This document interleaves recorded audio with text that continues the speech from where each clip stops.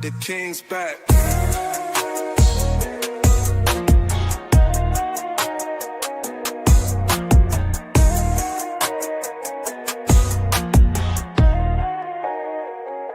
The king's back.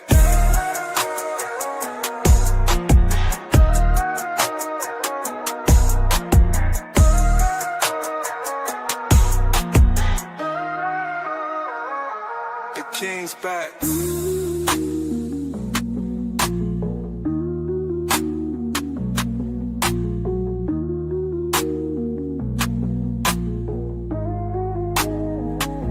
The king's back.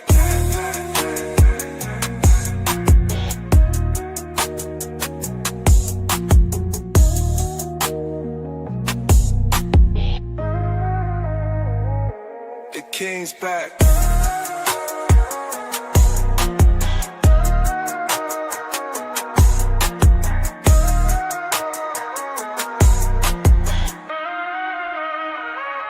The king's back. The king's back.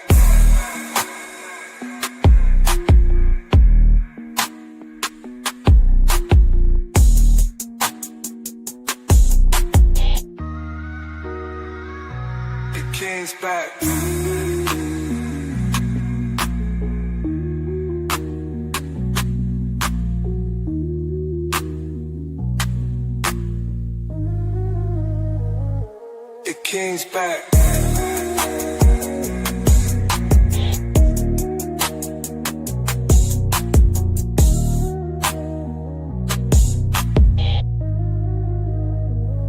The king's back.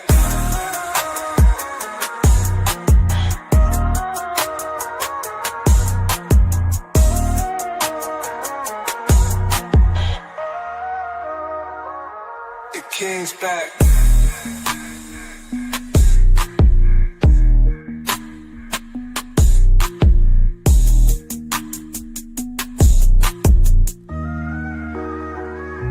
The king's back.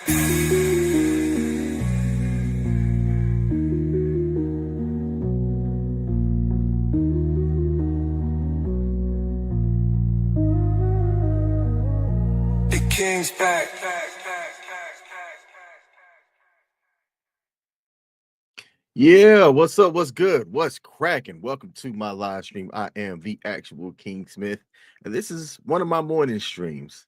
Day number 2 of me doing a morning stream in which I get something off my mind. Today's live stream is going to be a bit of a recap of the Japan trip. I've been in some travel groups where people have been talking about places that they want to go and things like that. And in a couple of the different travel groups that I'm in, I get asked a little bit of the same questions as far as when you get to a certain location, what's the best way to do this or what's the recommended way to do that. So I said, you know what? I'm gonna do a video on it where I go a little bit into more detail. I've got a PowerPoint created, right? So it's gonna be a PowerPoint live stream, but I'm gonna give a breakdown of my Japan trip in which I went to Tokyo and Okinawa for about 2 weeks. I think the 9th, from July 9th through like the 23rd. So that's what this live stream is about today. So if this is what you're here for, great. Do me a favor and click on the like button so you can help me out on the algorithm. A couple of things that I'm going to cover over this live stream is going to be just the overall cost and budgeting, things to consider when doing that. The experience that we had in Tokyo, as far as should you get a pocket Wi-Fi, a eSIM, should you add an international plan to your mobile cell phone plan that you already have? How do you handle food if you don't speak the language? How easy or how difficult is it to get around? What are some of the sites and things that I'd recommend, seeing out there? Where should you stay? Stuff like that. If you're watching this live and you have any questions, put it down in the chat. If you're not watching this live, but you have any questions, put it down in the comment section. And if I can't answer it, somebody else that watches could answer it for you. Okay. I'm going to talk about the short time that we spent in Okinawa as well and why I chose to do Okinawa and mainland Japan in the same trip. I'm going to give tips for families as I went with my lady and our kid.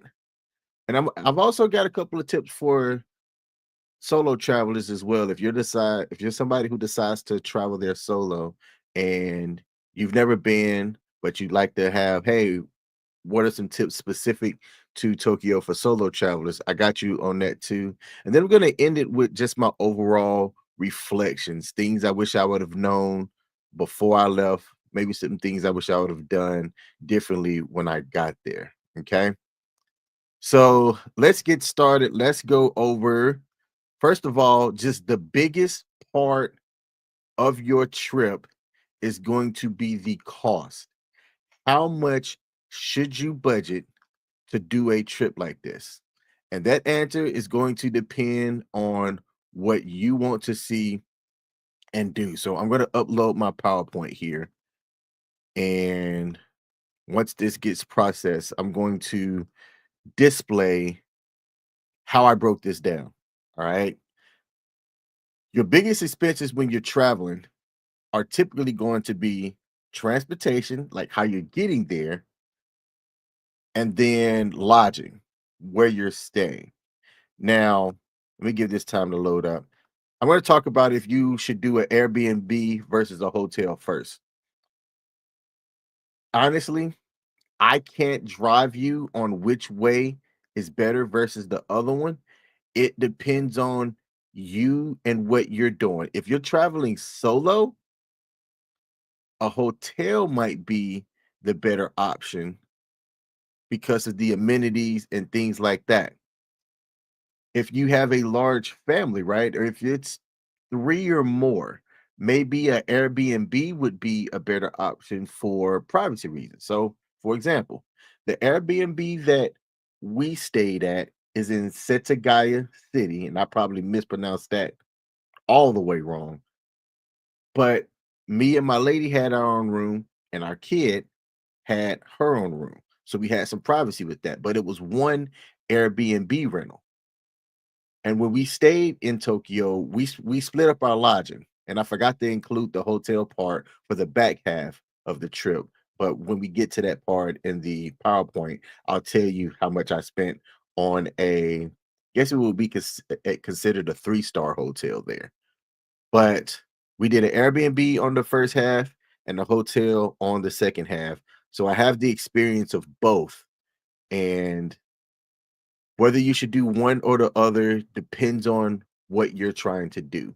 If you just want a place to stay and you don't need to worry about too much about privacy for other people that are on your trip, then a hotel might be the best move where they have like a breakfast or something already for you.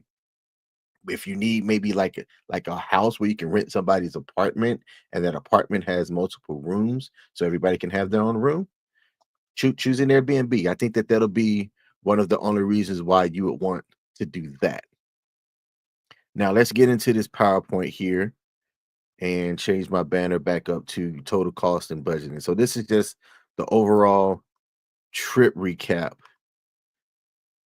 Let's start with the flight.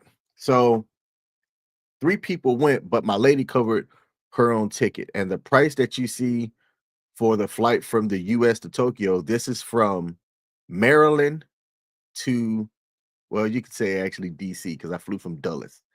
Dulles International to Tokyo HND Airport. We flew into Haneda, however you pronounce it, nonstop.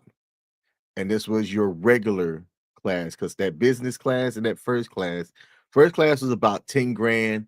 I think the business class was around 6 grand.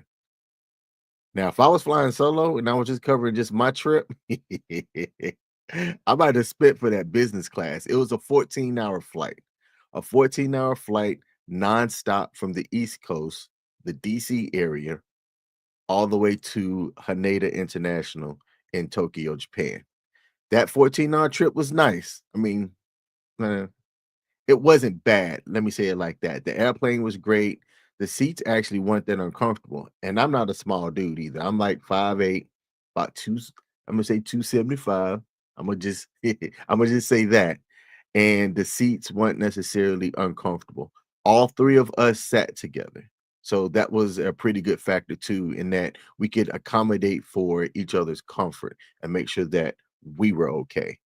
So that was the flight for 2 tickets from Dulles International to Haneda, which is in Tokyo, Japan. Let's see, I think I got a comment up here. Let me go check and see. Nope, that is spam. All right. So the next cost to factor is the Tokyo stay. So this was the first part of our trip. We did an Airbnb in Setagaya City that for what's that from July the 10th through the 18th was $1,549.77. And that to me was a good value for what we had. And I'm gonna actually see if I can log in real quick. Airbnb. I wish I would have thought about this and had this ready before I went live. But I'm gonna see if I can log into my Airbnb and showcase where we stayed for this cost. I thought that the place was great. I thought the place was fantastic. Um, how can I log in from the web? I know how to do it on the phone. The phone's easy. Log in. I likely use Google. Let's see. We're about to find out. We're gonna do this live. Let's see if Google is what I used to set up my account. Nope, it was not. Crap. Log in. Then did I do it through? Let me try this. Give me a second to do this. I wish I would have had this prep because this will make it a whole lot easier. Yeah, here we go. All right, so I found my Airbnb login, and I'm gonna go and show y'all where we stayed while we were there. I think that this would be a pretty good experience so that you can see overall um kind of how it is. And let me take this off the screen and bring up share screen here. Do I want to do entire screen? No, let's do window. There we go. Boom. All right, so this is the area that we stayed in, and this is the home. And these are the actual pictures of the room of the place that we stayed in. And we chose this spot because they had a washer and dryer, and we thought that it'd be important to be able to do laundry while we were there. So this was a home. Castle stayed in this one 2 single bedroom unit room here, and the room was separate from where we stayed. So she had her own refrigerator, kitchen type area, and her own shower right here. And this was the other unit that me and Michelle stayed in, kitchen, dining room area. I think it showed the bathroom or the bed area earlier that had a bunk bed up here. And let me see if it shows the outside. The bed was comfortable and nice. The rooms were small. I mean, this is Japan. You're not going to get a overly large room. This was the microwave. The microwave is a smart microwave. You just put it in and press a button and it cooks it until it senses that it's done. We're necessarily used to that. And it's all in Japanese too. So you have to get either if your Airbnb host is good, they'll have instructions on what you need to do to to get everything fixed or to be able to use everything. I'm trying to see if they show what the bathrooms look like. No, it doesn't show what the bathroom look like. So I'm gonna make this screen. Wait, where'd it go? It's not sharing the right screen. Let me stop sharing and then go back and share the correct screen and finish this point off. Share window. It'll be this one. All right, so it's back. So this is where we stayed in Setagaya City. Let me zoom out. All of this is Tokyo, right? And it's not that, I mean, it's large, don't get me wrong, but to be able to get around, you can get around using their train system really easy or Ubers. And we did a combination of both. And I'm going to break down the cost of how we chose to get around so that you can decide like what you want to do. So when people talk about Japan, they mention some of the, areas of Japan. Like if you want to go out to Osaka, Osaka's way down here. And when I say way down here, again, relatively, it's not that far. But people talk about the Kyoto area, or if you want to go to the northern part of the area, the other area that people talk about here is I hear a lot of people talk about Fukushima, right? So, and the different areas of Japan give you a bit of a different experience as well. Like I've been to northern Japan before, but not for this leg of the trip. And the more north you go, the more rural Japan feels. Like it feels like that old school Japan, really. Tokyo's really modern. And even if you go out to Kyoto, west of Kyoto is mm, very rural still as well. And when I say rural, the more rural areas that you go to, the less of any other language outside of Japan, you'll hear. But there are a lot of English speakers around. So for our trip, we stayed primarily and did a lot in Tokyo. And for the short time that we were there, for the first half of the trip, there was like there was a lot to do. So this kind of gives you an idea where I'd recommend staying overall would be any place that had access to a train because the train system is easy to get around on, but it does take some planning to be able to do. All right.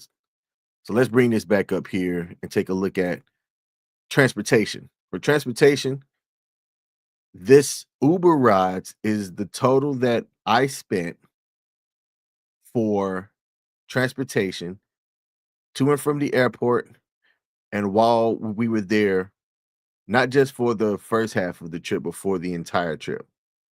And that's a high amount, but I chose to spend that for convenience. So that $470 that you see and 43 cents approximately is to account for trips where we said we don't want to be around people. Let's just hop into an Uber and get a direct ride to where we want to go for the next part of our adventure. Okay. So that's what I spent on Ubers. Could you take the train? Absolutely. The train system is really easy to use. If you have your mobile device, download Google Maps and use Google Maps to get around. And that's whether you have an iPhone or an Android. I have both, but I was primarily using my iPhone to get around. And Google Maps is wonderful. If you put your starting location and where you're trying to get to, who is listening to me talking? Shut up, smartphone. Um, if you use that and you use Google Maps and you put where you're going from, coming from to where you're going to, it will give you step-by-step directions, exactly which train to take, what line to get on, what's the estimated time that it's going to arrive, like up to within 10 seconds of it arriving, and you just follow that. And it is super, super simple.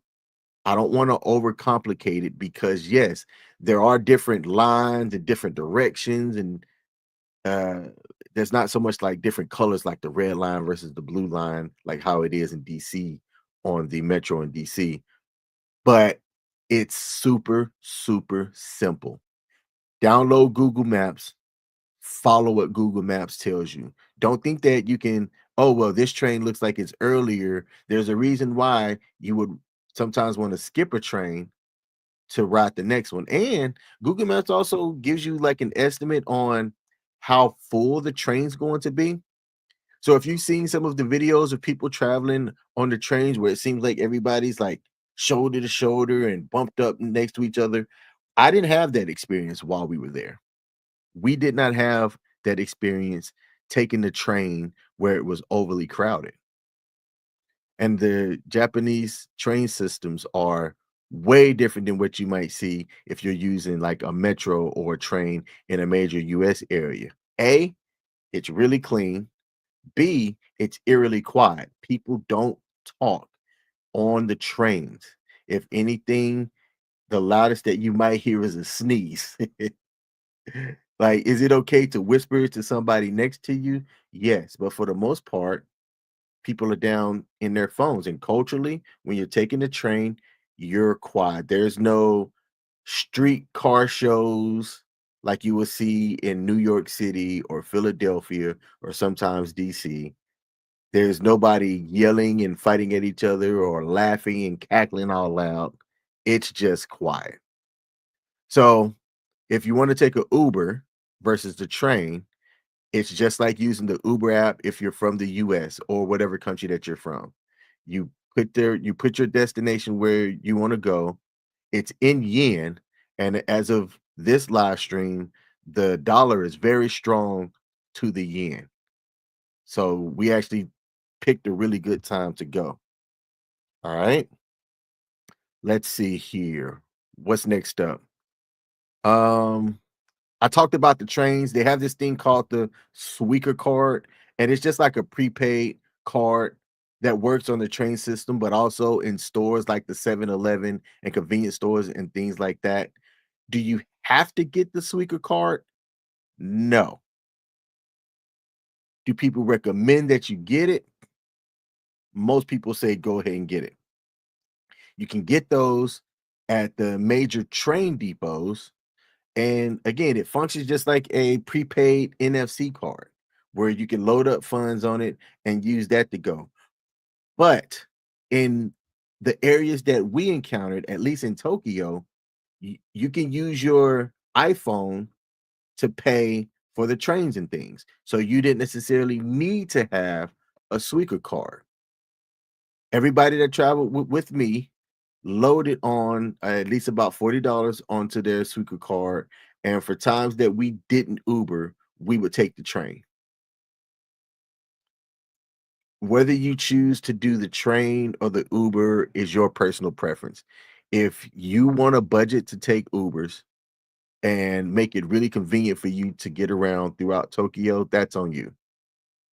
That's on you. I would say, yeah, train's convenient.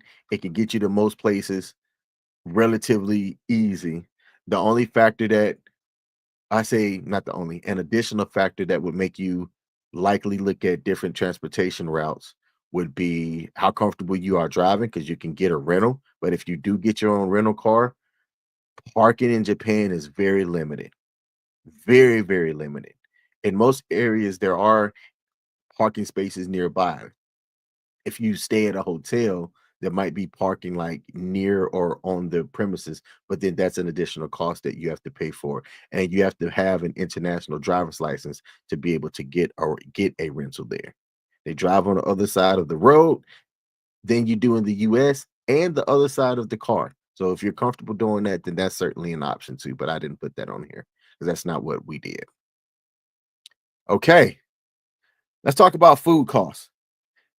If you're staying at an Airbnb like we did and you're near a convenience store, there's a 7-Eleven, a Lawson, or a Family Mart almost on like every corner. Almost on every corner. It's actually really convenient. And it's not like the 7-Elevens in the US. You can get a whole meal, breakfast, lunch, and or dinner from a 7-Eleven, a Lawson, or a Family Mart. And you can get it for around $5, around 700 yen, a whole meal. And it's enough to like fill you up, get your nutrients, and get you whatever energy that you need to start your day. I don't know of another place that you could be able to do that at that price and be and it's really convenient, right? Now, if you wanted to have like a little bit more of a casual meal, there's I'm going to call them restaurants, but they're damn near like shops where you can walk into a shop. It might be like a smaller seating arrangement where there might be no more than 20 seats inside of these shops. I say on average, these casual meal places could fit around 12 people, but they've got different ramen places, curry locations, conveyor belt sushis, and those are around 9 to 15 US dollar per person. To me, you got really good value for the price. And if you wanted to eat a little bit more fancy, like we ate at a Michelin star rated restaurant while we were there as well. And that can range anywhere from 25 to $50 and up for the entire meal when you consider everything that you get. So how you choose to spend on food costs is up to you. For us, with a family of 3, one of those being vegan, you can say you can estimate to do around at a minimum of $60 to 120 a day. If you're solo, your food expenses could be 30 to $40 a day, depending on like how you eat while you're out traveling and seeing things.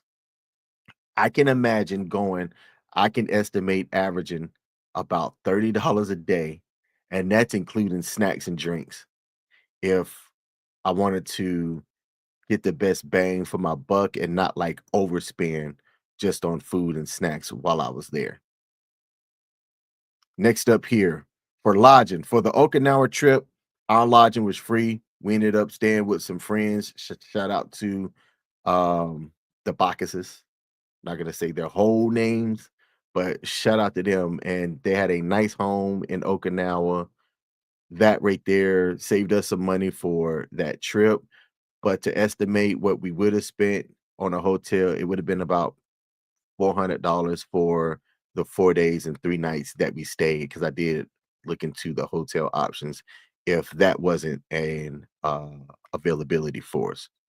And we did have flights. Our flights from Tokyo to Okinawa were about 290 per person, and for the 3 of us, it was just under $900 roughly to do a round trip flight from Tokyo to Okinawa, specifically from HND to Okinawa. It would have been a little bit cheaper actually flying from NRT, which is the other airport that's near, but then it would have been a longer travel from where we were staying to get to the other airport, and the cost benefit analysis for that just didn't make it worth it.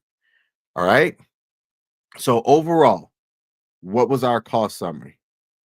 Our overall cost summary, and this doesn't include the $550 for the hotel that we stayed at on the back half of the trip.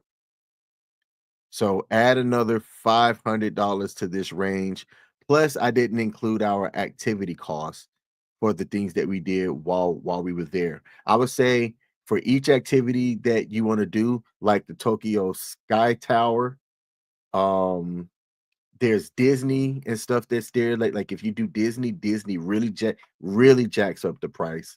The Tokyo Sky Tower was I think $40 a person.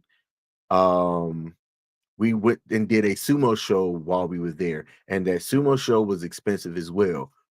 But I thought it was worth it. Like, where else are you going to see a sumo show with sumo people that know like how to do it? And it was a meal included, so it was like a meal and a show, very similar to um what's that experience that you could have here in the States with the knights. Fumbling with the name right now. Medieval Times, very similar to Medieval Times, where you get a show and a meal. The sumo show was about $105 per person, but that was for the one that we did. And I'm gonna see if I can bring up the photo here. So this will be the photo. Let me make it bigger. That's what she said. And share screen. These were some of the sumo wrestlers that we had right there.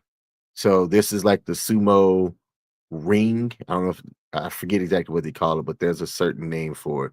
We did the Tokyo Sumo Baya, but there are different ones that are out there if you want to have that type of an experience, and you can be a part of the show.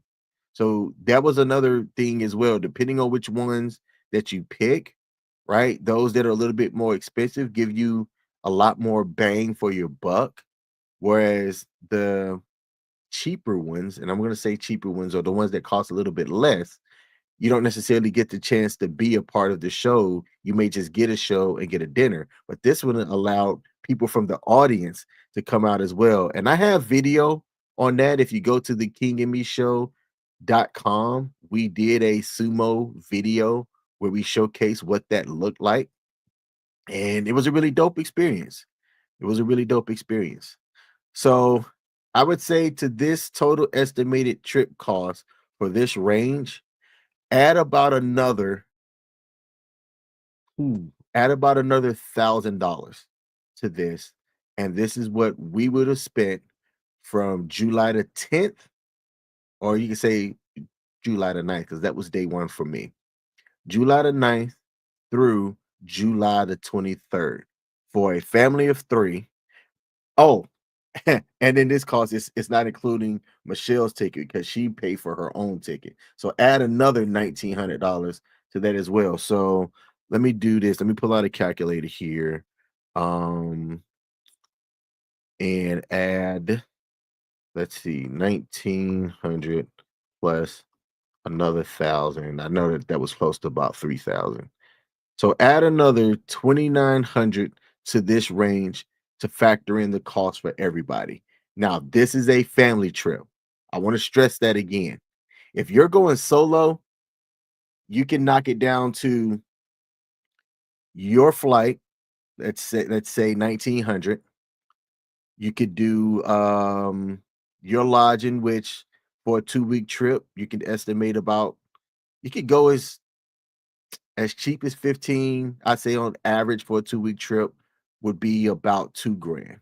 So you're looking at 2,000 for the flight, 2,000 for comfortable 2-week trip, right? Because I'm at an age where I value comfort, okay? Comfort, convenience, things like that. I work hard for my money, so I'm gonna pay for the convenience. I'm gonna pay for the niceties. 2 grand for a 2-week trip for your stay, and then your activities while you're out, that's up to you. Again, Disney can be very expensive in Tokyo. Your transportation for the trains are minimal. Again, if you take the train could be as cheap as $2 or $3 to get from point A to point B. Train is really convenient. If you take Ubers, it's a different expense. It's a little bit higher, but you get a lot more convenience for that. And I think that that's the last slide that covers like the cost. So again, that gives you an idea on the cost versus for family versus the cost if you are going solo. Now, what are some travel tips for families versus if you are traveling solo? Let's take a look at that. I got some things here that I wrote down. First of all, jet lag. It is real. I'm going to tell you on the first day there, don't plan for anything. Do not plan for a damn thing that first day. People are going to be tired, right? I would say make the first day a rest day because you don't want to overschedule anything after a 13, 14-hour flight. If you're going with a family, people are going to have mixed interests. Try to have a plan overall to cover everybody's needs. Regarding food, if you're traveling with the family, the convenience stores are a great option for everybody, whether it's picky eaters, if you want to have a quick breakfast, that would be where I would start. And that tip actually applies for if you're traveling solo or with the family, but definitely if you have more than 3 people in your party. Should you keep yen on you or can you pay for everything electronically? Most Tokyo stores and shops take the Suica card and credit cards. And American Express, Visa, MasterCard were accepted. I want to say in every place that we went to, there was one spot that I think didn't take MasterCard that we came across. But I would keep yen in hand for your smaller restaurants, the different shrines that you might visit. And if you go to rural places in Okinawa or mainland Japan, they won't take electronic payment. They'll only take yen. Would I recommend getting a SIM card uh, or pocket Wi-Fi? I would say for a family, the pocket Wi-Fi might be the best route as it makes using things like Google Maps and Google Translate easier. If you're traveling solo, I would say do a SIM card. Keep in mind that Japan values calm on their public transport. I talked about that earlier. So it's good to remind if you have young ones not to be like overly rambunctious because you'll see order. It's not chaos, it is order. And even if there's a lot of people that's crossing and things like that, you'll still get controlled order. And there's a lot of free activities, parks, shrines, street exploring that you could do with your family that makes it worth it as well. If you get the opportunity and you're traveling with your family, check out Team Labs. There's not an experience that I've seen that's like that, and I think that that one is good for families to attend and do while you're there. Now, what if you're solo? Let's take a look at things that I say if you're soloed. Um, it would be convenient if you could stay near a train line. If you're able to stay near a train line and walk from your Airbnb and hotel, then it'll make getting around a little bit more time consuming and less chaotic. It'll be easier to plan for that. If you go and you eat out and you eat at a place that has a counter, eat at the counters. It's totally fine to do that. Your ramen shops, your sushi belts, and places like that are solo friendly. You won't feel out of place doing it at all. You'll see a lot of other people doing it. There is some key phrases and things like arigato gozaimasu, which means thank you, and sumimasen, which is excuse me or sorry. It goes a long way. If you can learn those two, hi is kind of like a okay or acknowledge, like not like hi, but it's like hi. That is a quick phrase and things that you can say to acknowledge somebody or let them know that you understand, or it can be a yes. All three of those are applicable. If you can say a little bit of the language, right? Take some time through Google and just get the basic phrases, you'll be okay. And don't feel out of place like trying to say it. I have a country sounding way of talking sometimes, and I didn't feel embarrassed or whatnot. And you can see people smile, um, acknowledging that you're trying to understand the culture. Uh, if you do travel using a lot, they do have lockers that you can store stuff, and those lockers are not cheap, but they're not overly expensive either. I would recommend traveling light. Most places too don't have elevators like the train stations. Most of them don't have elevators or escalators, which is interesting because when you think about in the US, there's ADA and making sure that you're ADA compliant for handicap. And that's not a thing for what I could say over in Tokyo. So if you're somebody that's um you have mobile issues, you might want to consider how you plan your trip to a place like Tokyo. Because I wouldn't say it's very handicap friendly in a lot of areas. In your major cities, yes, but the getting to and from it can be challenging. It can be challenging.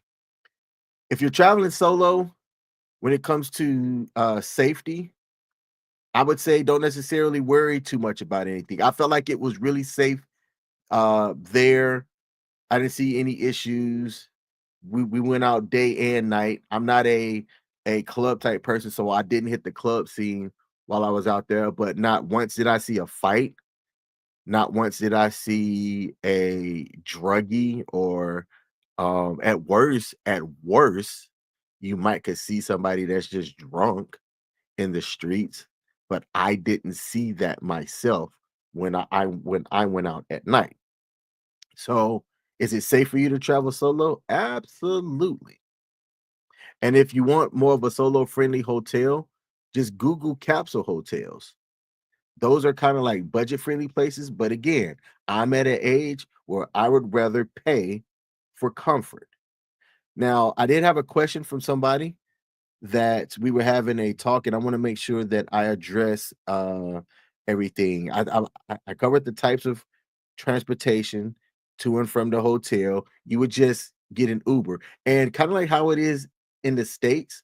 When you land, you don't necessarily have to order an Uber. They have like official taxis that when you land, they have a line where you follow the line. There's somebody directing traffic essentially and tell you what taxi to get into. And all you have to do is pull up Google Maps, show your location to the driver, and it'll translate it in Japanese. And they will take you there. And you can pay with a card or yen. So if it's your first time and you're not quite sure like how to get an Uber, you don't need to get an Uber from the airport to whatever your destination is. You could actually take the train there if you was comfortable, train from there if you were comfortable um doing that. But for the first time out, yeah, no, they have like a taxi lane for arrivals that will take you from the airport to the hotel. Doing the money conversions, I didn't necessarily worry about converting the money while I was there, right? I charge things. But if you wanted to have an idea, I don't think I could bring this up live, but if you go to calculator on your phone and then let me clear this out. Go to calculator on your phone. At the bottom, let me see how this looks. At the bottom left right here, there's a little calculator button. If you tap that, there's a button that says convert. You hit convert, you can choose what currency that you want to convert things to and from.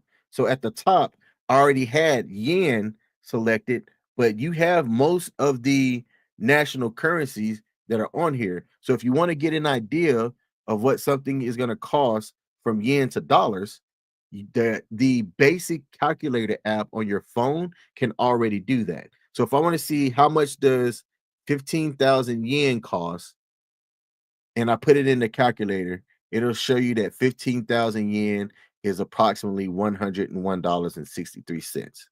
I told you that most of the food options at the Family Marts or the 7-Eleven were about 500 yen. Anywhere from 500 to 700 yen. It depended on like the size of the snack or the quick meal that you're getting. That's $3.39. All right. 800 yen is $542. So when doing a conversion, if you just want to get that, hey, what is this going to convert from the yen to my currency? If you have an iPhone, that bottom button that looks like a calculator at the bottom, tap that, hit the convert button, and then choose the two currencies that you're trying to convert to and from. Your banks won't, you don't get charged a conversion fee. I never got charged once on either my debit or my credit cards. Any type of like conversion fee to be able to do that. It seemed like that used to be a thing because I used to travel a lot when I was in the military, but I didn't have that happen when I traveled in 2025. And let's see, I think that that covers everything. What are my overall reflections? I think if you're going to go to Japan, go, right? There's shrines, there's a lot of different things. Like if you're into fashion, there's the Harajuku marketplace that has a lot of like the quirky shops and things like that. If you're into like the nightlife scene and stuff, uh go to Shinjuku. There's food options galore, and the places were fantastic. We went with our teenage daughter who is into anime, and they have that in droves over there, right? It's like that's what Japan's kind of known for is the anime stuff.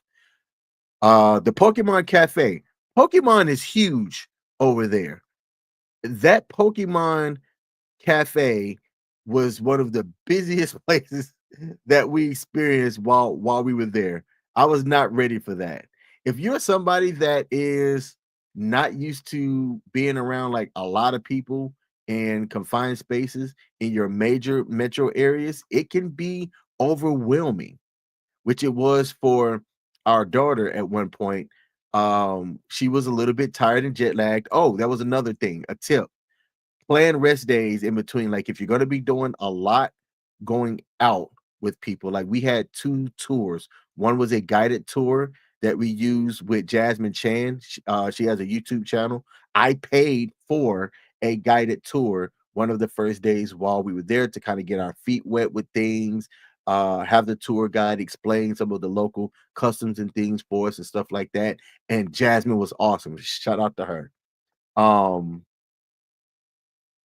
if that's something that you say, hey, that wouldn't be a bad thing. Google different people that offer paid tours while you're there. I totally forgot that as a tip. I've been to Japan before and I still chose to have a guided tour because this trip was a little bit different. And it had been about 15 or so odd years since I had been. A lot can change in that time. So I paid I forget the price. It wasn't like just 80, 90 or $90. It was higher than that. But I paid for a guided tour. And then one of the options that we also got from Jasmine Chan was a self-guided tour as well. So we say, hey, these are our interests. Can you map us out a day that is that can cover all of the different interests and things that we like? And she did that, and it was, I mean, it was chef's kiss. It was great. So that could be something that you could do as well. Google people that give tours in Japan. I'd recommend Jasmine Chan. She's awesome. She doesn't take everybody. She is selective with who she takes, but she's good people, and that was definitely worth it for us. And if you're a solo traveler, that might be something that you could recommend too, because that person can speak the language. They can help you get a lot more comfortable with the do's and don'ts and things like that. Um, do I have any advice for first timers? Don't be worried. It's actually there. It's a pretty friendly, welcoming place compared to some of the other countries that I've been to. I think that Japan can be a lot, but once you get used to it, we found ourselves going, we could live here. There are some things that is different, but comparing it to the United States of America, which is a great country in itself, right? It just like everything, there's pros and cons to a lot, but it was a friendly place. It made me feel welcomed while we were there. We even had one of our taxi drivers that we asked to take a picture with because he was awesome, extremely professional, which everybody's professional. We didn't encounter an unprofessional person while we were there. Not one. Y'all know how it is in the States. Like you could get someplace, let's say you're going through like a McDonald's, and they just kind of like, may I help you? With kind of an attitude. You don't get that in Japan. People seem to genuinely enjoy their job, which is crazy when you consider that you don't tip there. They consider service to be like a part of what their job is, and they take pride in what they do. And that's everybody. Again, could there be pockets of places that weren't like that? Maybe, but not from what we encountered. We encountered professionalism everywhere, almost like above and beyond, which I'm just not used to that. I'm not used to that. As a person of color, did I experience anything that I would have felt would have been off? No, but I was in the major metro areas most of the time as well. I can imagine because I did have if you go into the rural areas, you'll see places that'll say like no gaijin, which means no foreigners. However, if you speak the language. The reason why it is not foreigner friendly is because most of the places that are saying like no gaijin, it's not to exclude you. It's just that they may not speak your language and they don't want to deal with Google Translate and they want to provide like the best service possible. So you are excluded if you don't speak the language. So if you want to get around that, learn the language. Learn the language. Okay. I've got to go. That is my live stream for today. I didn't realize I was past my time as I'm supposed to end these things at 7:30. Hope this helped somebody. If you have any comments or any tips, put it down in the comment section as it might be able to help somebody else out there. Thanks for tuning in. This is the actual King Smith, and I'm out. Peace.